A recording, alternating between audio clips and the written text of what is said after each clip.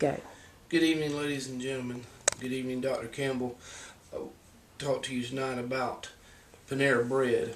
Panera Bread and Company has a chain of restaurants that are located throughout the United States. They specialize in the high-end type markets of fast food, where their main key ingredient is fresh baked breads and different high-end items that cater to a different kind of crowd, if you may.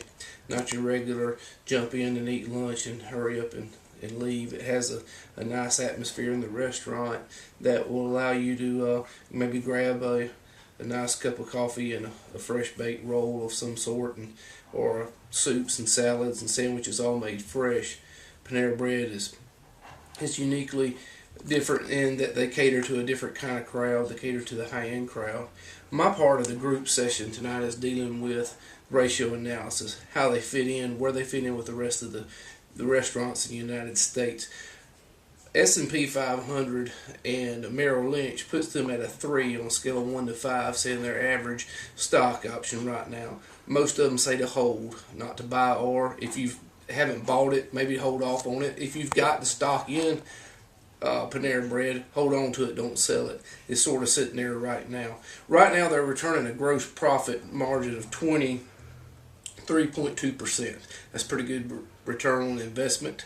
23.2%. I do not have the national average right now, but they're running pretty good and pretty strong there on that deal. Net profit margin is running at 8.4%. From what I gather, that's on a little low side. Most of them want to be at 10 to 12% net profit margin. They're running at 8.4%. They've run into some issues here lately with the transportation of their products, and the people that franchise these businesses out have to purchase their products from Panera Bread's direct retailer. You can't just purchase your products from who you want to. You have to purchase it from them. That has a cost issue. Transportation issues there are involved. It's a little bit different dealing with that because, like you say, you don't have the liberty of getting your products where you can. You have to get them from them. So that sort of reflects on the net profit margin there. You also return on assets ratio. Return on assets ratio running with the other restaurants is at 5.5% across the board, with an industry average, like I said, running at 5.5%. Theirs is running 3 times that, 16.1%.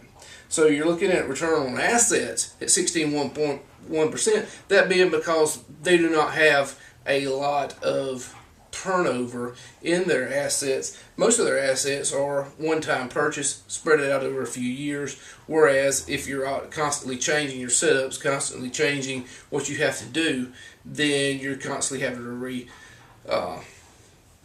put those out in assets and having to reinvest those and having to take those and spread those over a few years. Return on equity ratio. Return on equity ratio for Panera is running pretty strong as well. Their industry average is 12.1% for return on equity, saying that they're running 12.1% is industry average. The company is running at 24.7%. That's over double what the industry average is. They're running 24.7% on return on equity. So as you can see, they're doing a lot better on stuff like that because, again, a return on equity is dealing with, again, have the setup. They don't have to change as much. They keep the same genre. They keep the same format.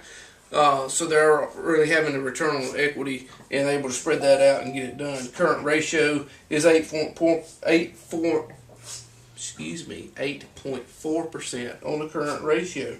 In debt to assets ratio, they're running 3.4% because they do not incur a lot of debt over what they already have. It's one time started. They don't have to keep recurring debt, so they're able to spread that over a long period of time and able to divide that in to get something else to keep it actually going. Debt to equity ratio is at 1.5 times. They're 1.5 times more debt equity ratio, and the industry average on that I do not have available either. And so we're going with that. Inventory turnover ratio is 10.5 times. It's a little bit higher than the industry average because 10.5 times, because you got to understand they're going through fresh baked product every day. fresh baked product, bringing in those supplies all the time because they're a restaurant.